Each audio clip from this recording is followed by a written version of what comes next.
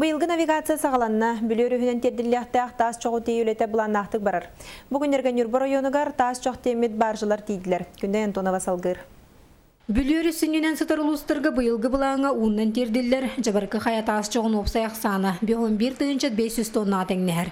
Мантан барты қолбан сүрбек кәң артыңынчат әтелен сөккәмет. Оттан ететелі сыпараттан 39 тыңынчат 700 тоннатан Нюрба районын кені. Бүкінлерге 16 тыңынчат тонна телі бит жоқтан 7 тыңынчата үз баржаннан Нюрба коратанын ағы берекке тегісті.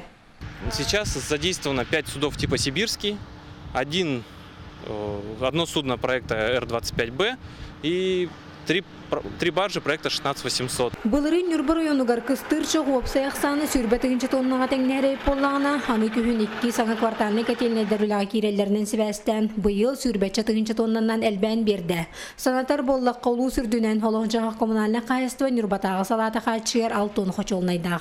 Ол 39 тыңынчы тоннаттан Нюрба қораққа бәдер 35 тыңынчы тонна, малғаға 3 тыңынчы 700 тонна, Чугарга 990 тонна, онна кирепке 2 тонна хөкенектах. Бүкіндерге бейеннан ер баржалар Нюрба корат берегер тексектірі. Оттан опсайт еллектақ тас чоқ барыта 2 неделі хегер терділері бұланнанар. Күннен Антонова Эдгар Николаев, Саха телевидениета, Нюрба.